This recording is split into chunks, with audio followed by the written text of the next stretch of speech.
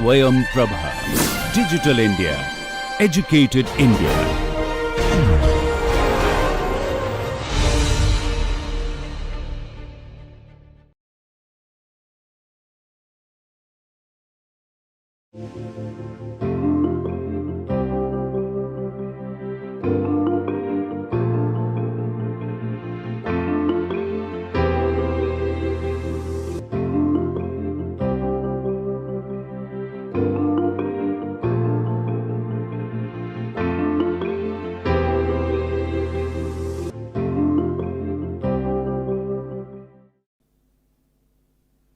In this lecture, we will continue our discussion on developing some important mathematical tools, and subsequently we will discuss concepts of circulation and velocity potential, and if time permits we will start discussion on conservation equations of flow field.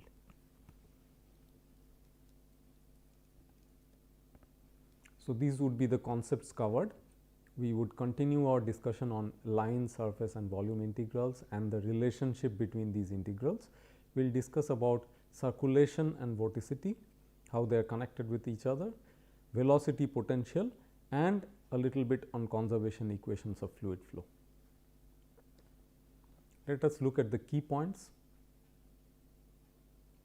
So, these are going to be the key points of the lecture. So, let us resume our discussion on the different mathematical tools we had discussed in our last lecture. So, you may recall that we discussed about the line integral, and while we discussed about the line integral, we had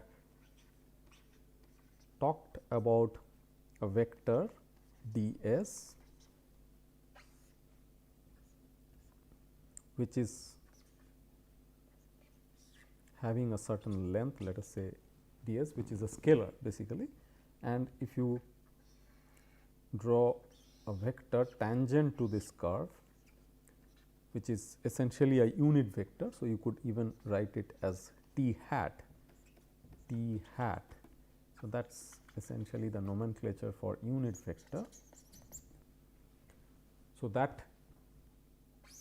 unit vector times the scalar length gives you the vectorial representation of that elemental vector.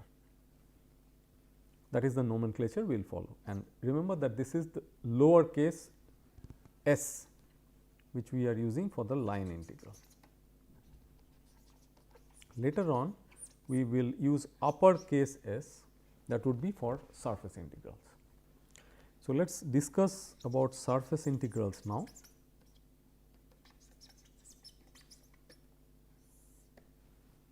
And for that, let us generate a surface.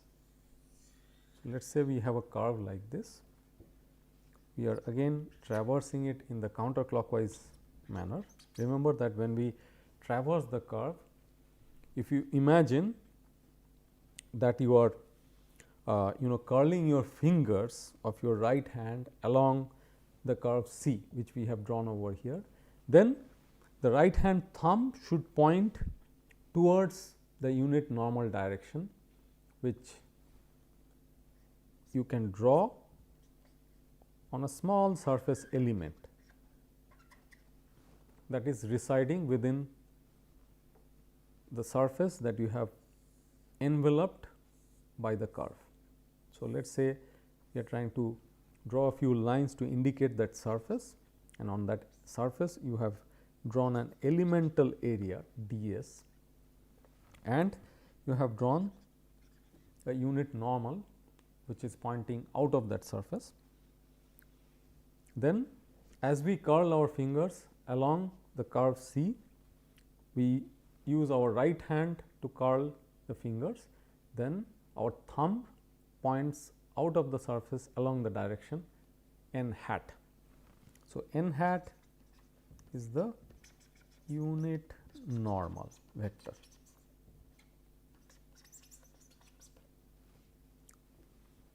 And ds, where s is uppercase, is representing an elemental area on the surface capital S.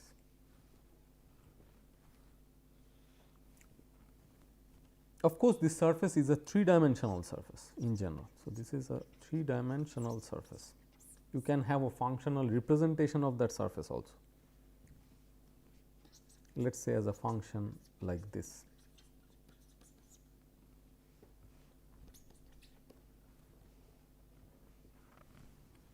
And notice that C is a closed curve.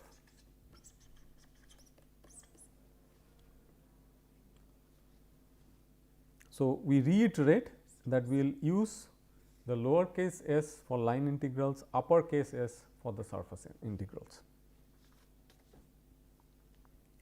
Now, having defined the surface, the unit normal, etc., how can we use surface integral for a scalar and a vector?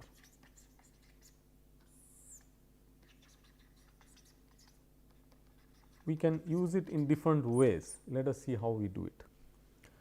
So, there are two categories, open surface and closed surface.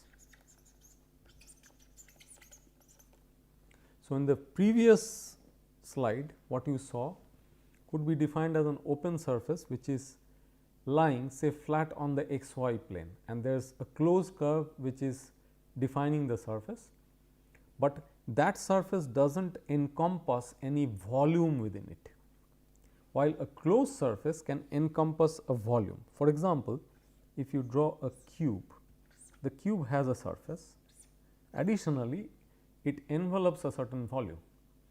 If you draw a sphere, the sphere has a surface, additionally it envelopes a certain volume. So, these are closed surfaces, while the one which we drew in the previous slide was an open surface. How do we indicate when we write it mathematically? When we write it for an open surface and we are using an integral to integrate a scalar function p over that surface, we draw two integral signs, indicate the capital S to represent the surface, and the result of this would be a vector when you integrate. Another instance of integration over an open surface could be dot product of a vector v with the surface vector. In this case, the result will be a scalar, because the dot product will generate the scalar, while the multiplication of the scalar with a vector would end up producing a vector while you integrate it over the surface. What about a cross product? The cross product will also generate a vector.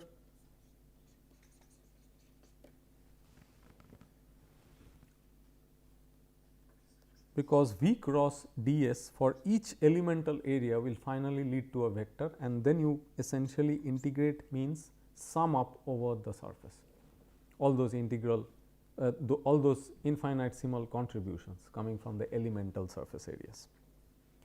Now, coming to the closed surface. In the closed surface, we have to be very careful about the nomenclature. We draw the two integral signs and then we have a closed curve. This essentially distinguishes a surface integral which you perform on an open surface and which you perform on a closed surface. Only this sign brings in the difference, the interpretation.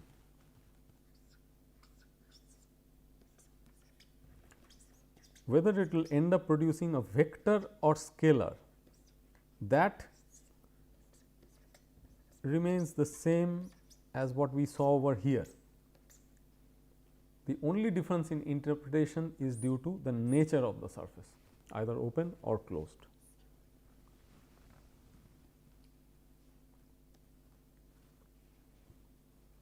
Let us now look at volume integrals.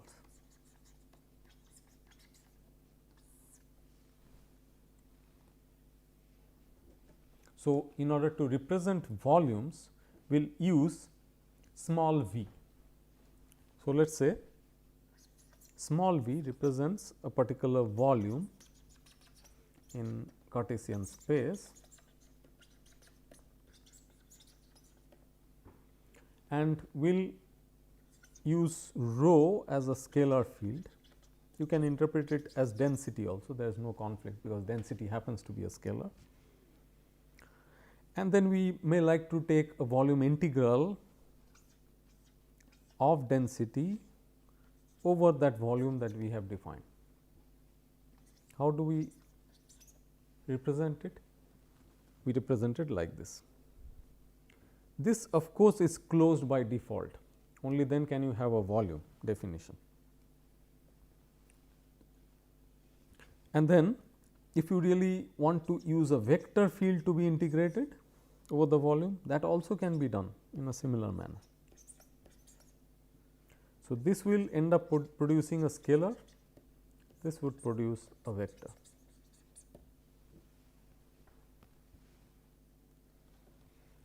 Now, the interesting part comes when you try to link these different integrals that we learnt about line, surface and volume. We would like to look at the links, the relations. Let us see what are those. We start with the first relation, which we call as Stokes' theorem. It is a connection between line integral and surface integral. How do we connect them? Let us see.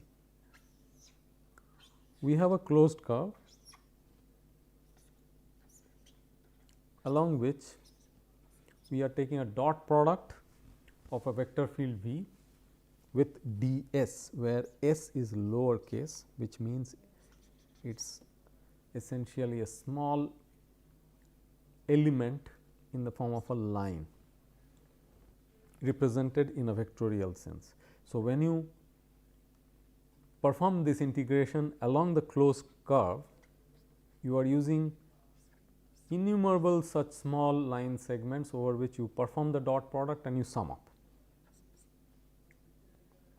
So, this closed curve based integral is equal to a surface integral concerning an open area or open surface. That is why you do not have this symbol associated with the integral, that we do not use over here. And what do you have in the integrand? It is curl V dot ds.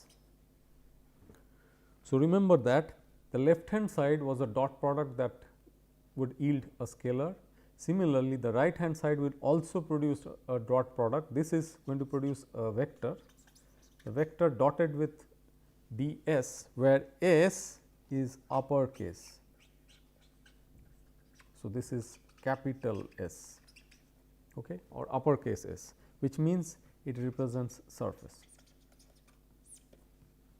So, this is Stokes' theorem, which links line integral with surface integral. So, you are performing a line integral of V dot ds, and that equates with surface integral of curl V. Let us look at the next important theorem, which connects an area integral with a volume integral. That is called as divergence theorem, and from the name itself you can figure out that it is going to involve divergence of a vector. So, how does it arise? Let us see. We now have a surface integral over a closed surface going by the nomenclature. So, the surface is capital S. Over that we perform the V dot ds, S is capital here, that is equal to volume integral divergence V dV. So, this is a dot product, we will end up producing a scalar. This is also a dot product, and when integrated over the volume will also produce a scalar. What is the connection between the two? One is an area integral the other is a volume integral. So, divergence theorem connects an area integral with a volume integral. Let us look at another theorem, that is where we will stop with these connections between different integrals. So, that is called as the gradient theorem. So, what does the gradient theorem talk about? It talks about a connection between surface integral and volume integral. Same as this can also be called as a surface integral, area or surface integral. Both terms are having same implication. So, here it is again a closed surface. You have a scalar being integrated over the vector field. Scalar, this is vector representation of the area. So, what would it produce? It would produce a vector. Therefore, on the right hand side also you can expect that there will be a vector.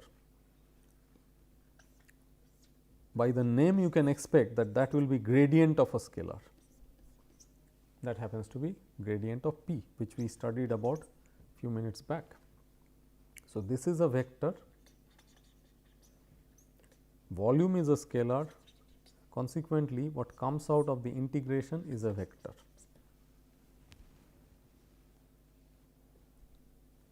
Okay. So, these are three very important theorems which we will use widely in the course. So, we looked at these theorems, additionally we looked at gradient of a scalar field and divergence of a vector field, because these are very important tools for us. Now, we move on to a very important concept of aerodynamics, which is called as circulation. For discussing that, let us first draw a curve in a flow field. It is a closed curve, as you can understand, and we are going to traverse it in a counterclockwise direction. Let us pick a point on the curve and we assume that this curve is immersed in a velocity field. So, these are like streamlines of the velocity field. Okay. Now, remember that this concept circulation is linked with aerodynamic lift. Let us see how. Additionally, remember that circulation has a connection with vorticity, which means it has to do with the rotationality of the flow field. We remember that in irrotational flows, vorticity is equal to 0, while in rotational flows it is non-zero. So, if circulation is connected with vorticity, it must be concerning the rotationality of the flow. What is the definition of circulation? We indicated by capital gamma and we represent it by V dot ds, cyclic integral. So, we have a closed curve somewhere in the flow field, and along that curve we are performing this dot product. We are dotting the velocity vector with the elemental vector along that curve, and we are trying to find out that the outcome of that dot product when integrated along that curve. It is essentially a kinematic property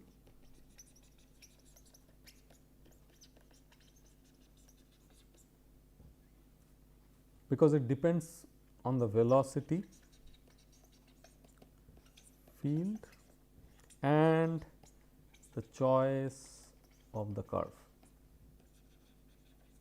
C, which we have defined, because C is an arbitrary one. How do we explain the negative sign of gamma? Let us try to look at the nomenclature for this.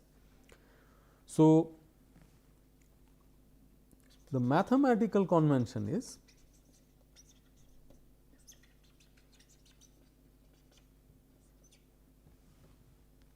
The positive sense of the line integral is counterclockwise, as we have indicated here. Okay. However, we said that circulation has a aerodynamic context. It is connected with lift generation. That means, it has to do with aerodynamics of a lifting surface, like an airfoil, for example. So, it is convenient for us to consider a positive circulation as being clockwise in aerodynamics. In order to resolve this anomaly, we place the negative sign, so that we ultimately can interpret gamma in the aerodynamic sense. Now, we should not get distracted by the term circulation.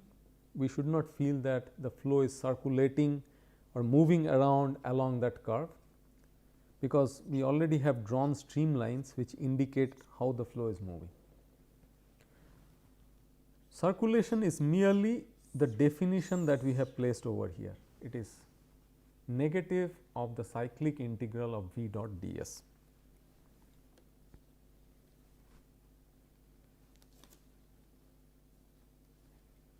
We were saying that circulation has a connection with vorticity. So, how do we connect circulation and vorticity? Let us try to explain that.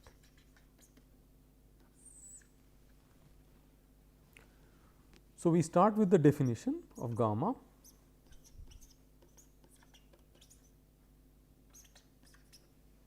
Mind it that this is lower case. We are moving along a curve, not a surface. And we are going to invoke one of the theorems that we learned. What is that theorem? We are going to invoke Stokes' theorem. According to the Stokes' theorem, we can write this as the surface integral of curl of V, where the surface happens to be an open surface. Mind it that this is a closed curve along which the line integral is taken, while this is an open surface. To cite an example,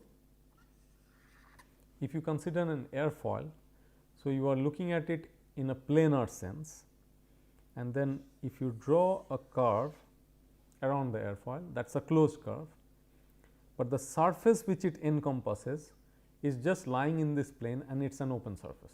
That is the interpretation. Now, incidentally, if the flow field which is bounded by this surface S is irrotational,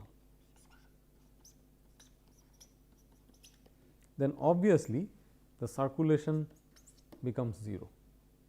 That means, the rotationality of the flow must exist for a non-zero circulation. Now, if you shrink this curve in the flow field and make it minuscule of an infinite Simmel size, let us draw a much smaller one.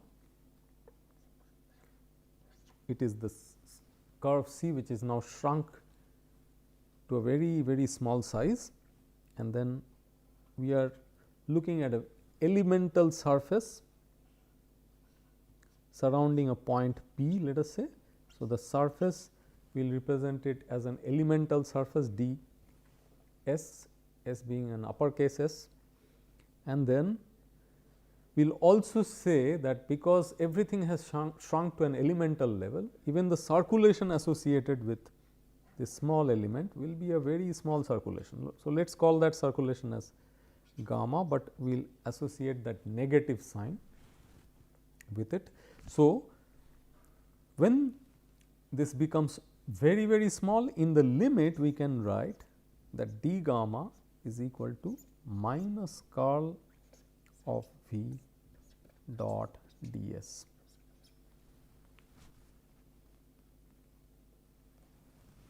And then that can further be written as minus curl of v dot, and then you can write that surface vector in this form.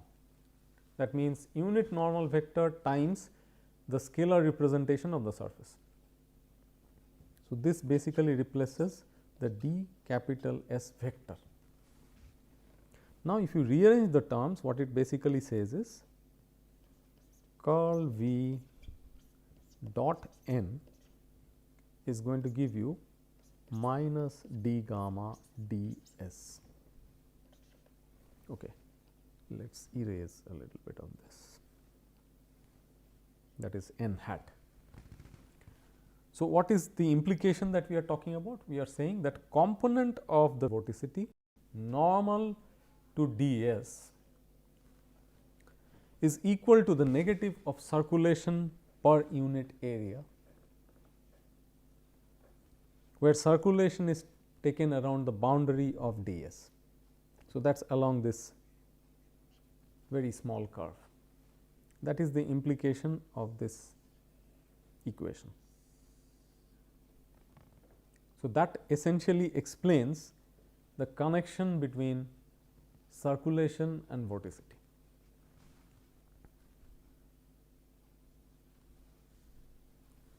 Another very important concept which has a lot of applications in aerodynamics is that of velocity potential. This is applicable only for irrotational flows. We just discussed circulation. You saw that circulation exists only when rotationality exists. For irrotational flow, the circulation will become 0. However, now velocity potential exists only for irrotational flow. It ceases to exist for a rotational flow. This is the condition for irrotationality. We have already learned this. That means, curl of the velocity should go to 0. Now, there is a vector identity which we know about, that curl of gradient of a scalar is equal to 0. This is a vector identity.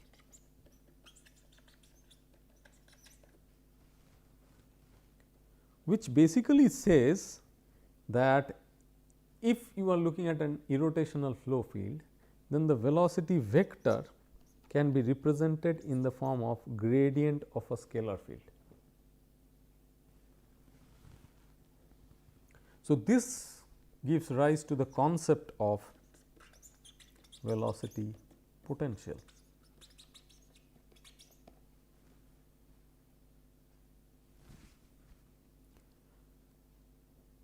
So, velocity potential is represented by phi,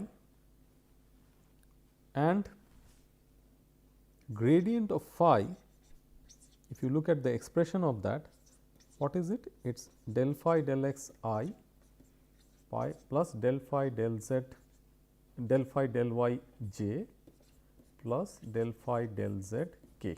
This we learnt few minutes back when we were looking at gradient of p. So, if that is equal to the velocity vector, it is equal to u I plus v j plus w k, right. So, if you compare component by component, u is equal to del phi del x, v equal to del phi del y, and w is equal to del phi del z, which means a 3-dimensional velocity field can be represented purely by one variable phi, because if you take its directional derivatives, then you automatically get the corresponding velocity components. That is the beauty of velocity potential. Now, velocity potential applies to 3D flow field. It only needs to satisfy the irrotationality condition to exist, and as I already mentioned, that it simplifies the definition of a velocity field, because you can define a 3D velocity field purely through phi, one variable itself.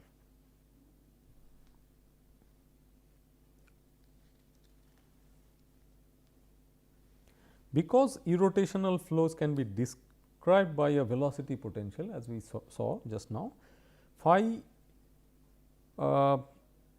wherever phi is involved, we have potential flows.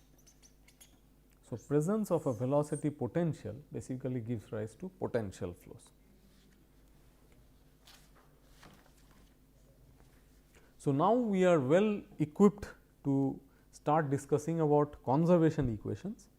We will talk about different conservation equations like conservation of mass, momentum and energy. And for that what we will do is, we will take a velocity field and we will immerse a fixed finite control volume inside it. This is your velocity field, and we will define a small surface element on it. We can also define a small volume element inside it depending on our need. So, a surface element may be represented like this, as we have already learned to do it. So, on the surface element, as you know, there will be a unit surface normal vector, and the surface when represented in a vectorial sense will point in the same direction, and the velocity at that surface element may have a different direction, not aligned necessarily with the end direction. And then you can imagine that through some portion of this control volume, the velocity will enter the control volume, and through some other portion it will leave. And these velocity components meet the control volume at the control volume surface. So, both the volume which is enveloped and the surface which envelops the volume is of importance to us, and we will try to use both the volume as well as the surface aspects of this control volume, while we account for the movement of mass, momentum and energy through the control volume to develop the different conservation equations in due course. So, let us sum up whatever we could cover in this lecture. So, we discussed about a little bit of line integral, and then followed by surface and volume integrals and the relations between them, which gave rise to Stokes theorem, divergence theorem, gradient theorem.